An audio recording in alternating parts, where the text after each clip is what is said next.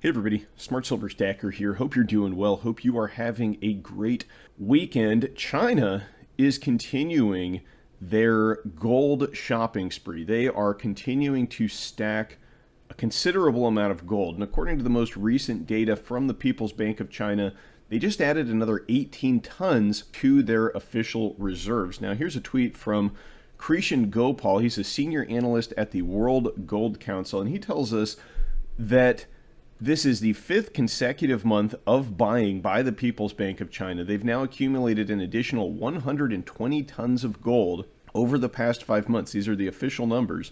And that brings their total official reserves to 2,068 tons. Now, to put that in perspective for you, I want to take a look at this infographic from the Madison Trust Company. Now, this is a little bit outdated, must be more than 5 months old, but world gold reserves haven't shifted too much. I mean, China has been one of the countries accumulating a lot of gold. So you can see this lists their official reserves here at 1,948 tons.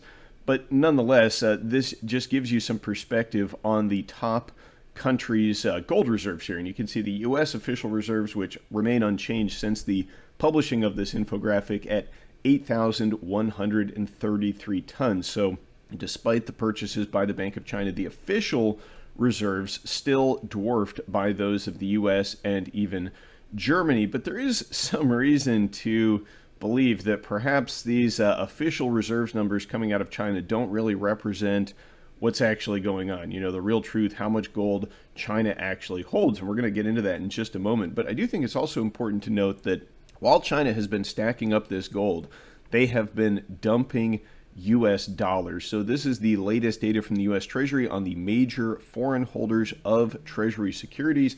You can see China is the second largest holder of US debt on this list, and they have steadily been selling off US Treasuries for the past year. The most recent data we have from January of 2023 shows that between December and January, they dumped over $7 billion worth of U.S. Treasuries. So the whole time they've been stacking up this gold, they have been dumping U.S. dollar-denominated paper assets. Now, to give you some insight into perhaps why they have been accumulating gold, you know, what their mindset is, aside from the broader policy of de-dollarization that we've been witnessing, you know, they're trying to sanction-proof themselves and all of that as well. But this strategy really has more to do with asserting global dominance in the economic sphere, and it goes back quite a way. This is an article, it's a Google translated article, so bear with me here if there are some quirky wordings in this article, but it's published July 30th, 2014. It's from Sina Finance, and this is from this guy, Song Shin, who at that time was the president of the China Gold Association. This is a pretty interesting article. The title is "The Strategic Mission of Gold Supports the RMB Going to Something." It's cut off here in the translation, but if you Google that phrase, I'm pretty sure you can find this article. But one thing I just want to point out here is he says, if my country wants to make gold truly undertake its strategic mission, it must substantially increase the proportion of gold in the national reserve assets and increase gold reserves in a planned way. The first step is to increase to 4,000 tons, surpassing Germany to rank second in the world. Second step is to gradually increase to 8,500 tons, surpassing the reserve level of the United States. So we know that they've been working on this for a while, and their ultimate goal is to have the most gold in the world. Now, I also just want to take a look here at the long-term price chart of gold over at SD Bullion, and we can pull up the long-term chart here, and you can see that all this gold accumulation by China and also by central banks around the world. 2022, central banks around the world, not just the People's Bank of China, they accumulated more gold than in any other year on record. And the records go back to the 1950s. You can see that as this has been happening, the price of gold has been moving up, and now it is approaching all-time highs. Right now, at $2,021. I believe the all-time high close is somewhere around $2,075. So we're getting very close to the all-time high in the gold price, and the inflation-adjusted all-time high is somewhere around $2,600. I think we could be approaching that in the very near future. And if you want to get your hands on some gold, you can buy your gold at stbullion.com. Right now, new customers can get gold or silver at spot by visiting sdbullion.com/new. And I think there's been some confusion based on the comments I've been seeing in some of the videos about this offer, but this is the page right here. If you go to sdbullion.com/new, this is the page where they have the spot offer. So make sure you're checking out that URL. If you are new to stacking, you can get your first bullion at spot. Let's take a look at gold production by country around the world. China is actually the #1 gold producer in the world. So it's kind of strange that their official gold reserves are as low as they are, because they also are a net importer of gold, and they have been for years. So if they're making the most gold in the world, almost 400 tons annually, and they're not exporting it, where is this gold going? Well, it's probably going into the reserves, at least some of it. And there is a set of the official reserves which is not reported on. So very likely China, as stated back in 2014, they want to surpass the US in total gold reserves. It's possible that they're already approaching that number. Maybe they've surpassed it. Maybe they're getting close. Who knows? All we have are the official numbers coming out of the People's Bank of China. But it is very interesting now that they are telling us for the past 5 months that they are accumulating gold. So it's kind of like now they're advertising the de-dollarization. They want to let the world know that they are moving away from the US dollar. And I think that by publicly increasing their reserves, that is what they're doing. They're making this information known for whatever reason. I mean, draw your own conclusions from that. You'll see the top gold producers, 3 of them are in the BRICS nations. We've got China in #1, Russia in #3, and South Africa in the #8 position. And this has something to do with why the US doesn't want a gold-backed currency. If the US dollar, the world currency, was backed by gold, or if gold was the sort of world reserve currency, I think that there's an element within the US that believes this would give too much of a strategic advantage to China and Russia and the BRICS nations, because they produce so much of this stuff. Now you can see Australia is in the #2 position here, and ostensibly you would think they're kind of in the West's camp, so to speak, a strong US ally, although I think that may be somewhat debatable in the near future, and we're going to talk about that in just a moment. But I do just want to point out here that with China being the #1 gold producer in the world, it is a little strange that their reserves are so low, especially when you consider the fact that they have been importing gold on top of all that production. So leave me a comment down below. How much gold do you think China really has? Because I suspect it's a lot more than the 2,038 tons that are now the official number. Was that the number, 2,038? 2,068 tons. So I think it's a lot more than that. But I would be interested to hear what you have to say. Now, this is an interesting article, speaking of Australia and, how much they're going to be in the U.S. camp, because when you look at those production numbers, you might think, well, why would the U.S. not want a gold-backed currency? Why would that give undue influence to them? We've got Australia making a ton of gold. The U.S. is in the #4 position. We make a lot.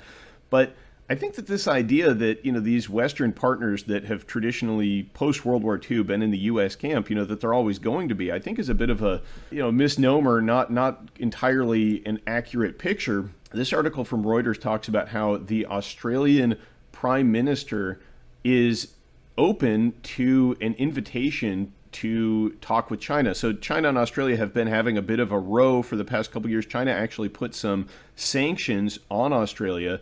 And the South China Morning Post floated this idea just past Tuesday that there was an in-principle invitation to the Australian Prime Minister and his trade minister to visit China and kind of work these problems out. Now, he says here that he hoped dialogue would continue and that he hasn't received an official invitation, but that if he does get one, he would accept it and that they would work out a timetable for their visit. And he also pointed to this recent Bo Ao Forum, to Chinese Business Forum, where the Australian Assistant Trade Minister had a meeting with his Chinese counterpart. So Australia and China, they're starting to see their diplomatic relationship thaw, and it's very interesting that that's occurring as we sort of head into this multipolar world where you might have the idea that Australia would be in the West's or the U.S. camp, whatever you want to call it, but not necessarily guaranteed. And it kind of makes sense because China and Australia do a lot of trade between one another. And they've been trying to get those sanctions lifted. They want them lifted because they need the Chinese economy. Look at the geographical location. Australia and China very close. It makes sense that they would do a lot of trade. And this is an article from the South China Morning Post regarding that same forum, that same Boao Forum in China. It's a big business conference there where this guy, Andrew Forrest, a mining billionaire, is pushing for closer ties between Australia and China. He says that they can work together to tackle climate change, that they can create renewable energy supply chains, and that he believes that the diplomatic relationship should thaw and that they should pursue trade. So this is sort of part of a broader trend that we are witnessing. You might wonder why I'm talking about Australia and gold and all this stuff. Well, it has to do with the broader geopolitical trend that we're witnessing, where China is trying to undermine U.S. hegemony, trying to undermine these old relationships, the post-World War II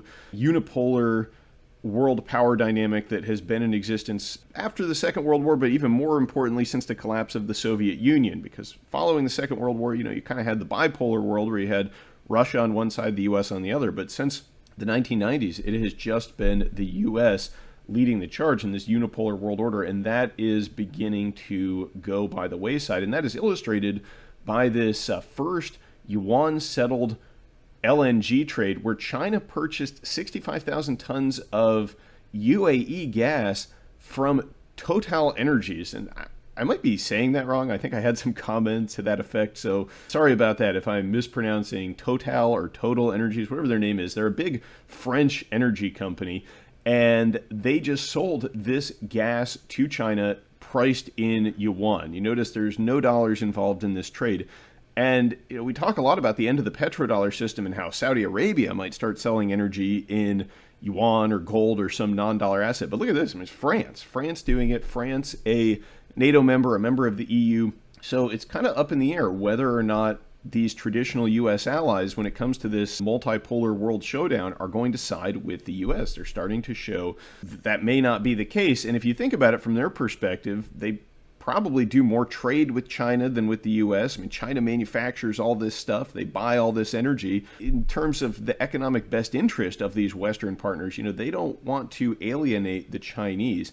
And so when the lines really get drawn, the U.S. may find itself a little more isolated than one might think. And this story from Reuters kind of confirms that France and China just signed a cooperation deal in nuclear and renewable energy. So China and France, China and Europe, they are building closer ties. And so, they're de-dollarizing, they're stacking gold, and they are wooing these traditional U.S. allies. We are witnessing that trend in this BRICS expansion idea as well. The Saudi Arabians, they're the traditional U.S. ally in the Middle East. They're the underpinning of the petrodollar system. If that's a new term to you, that's just the system that was brokered in the 1970s by Richard Nixon and Henry Kissinger with the Saudis to get U.S. weapons over to Saudi Arabia and to provide defense and a strategic alliance for them in exchange for them pricing their oil in dollars, which creates a lot of organic demand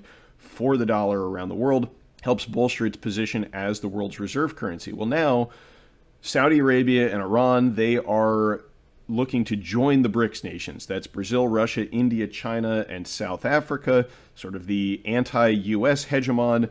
It's going to have to be BRICS Plus very soon, very likely, because at the BRICS summit that's going to be held this August in South Africa, we have been told that BRICS expansion is going to be a key component of the agenda there. And Iran and Saudi Arabia, they have put their bid in to join. They did that months ago. Now, initially, there was a lot of uncertainty as to whether or not you could get these two into the same organization because they were in conflict with one another. Iran was threatening Saudi oil fields not too long ago. They posted that video of a Shahed drones blowing up a Saudi oil refinery. But conveniently enough, as we are just months away from that BRICS summit, Iran and Saudi Arabia have brokered a peace deal. And who was behind this? Well, none other than China. So again, the trend here is that China is de-dollarizing, they're getting into hard assets like gold, and they are now creating a alternative set of economic alliances to the traditional post-World War II dollar-based system. And so as we watch this play out, I believe we are going to continue to see the demand for real tangible hard assets like gold and silver moving up in a very big way, and demand for the dollar moving down. Now, I mean, there are those out there who believe that the US dollar is impervious to this type of assault. I tend to disagree. Now, I'm not saying the dollar is going to go away. The hyperinflation is not guaranteed, although, I mean, it is possible, especially when you look at our domestic economic policies occurring against this backdrop. You know, we've got banks collapsing, we've got bailouts ongoing. So, you know, something like a hyperinflation is within the realm of possibilities, a lot more so than it would have been, say, a couple years ago. But even if the US dollar doesn't get utterly destroyed, it is going to lose a lot of market share around the world, and hard assets are going to be the new in thing in this next market cycle, in this next phase of the global economy, in this next season. And that is why I'm continuing to stack gold and silver. I'm taking a page out of the book of the People's Bank of China and central banks around the world and getting into hard assets. Let me know what you think in the comments down below. Are you stacking gold and silver when you look at this news, or are you in the camp that the US dollar is a magically impervious fiat currency? I would love to know what you have to say. Leave me a comment down below. Thanks for watching, everybody, and I will catch you next time. Smart Silver Stacker out.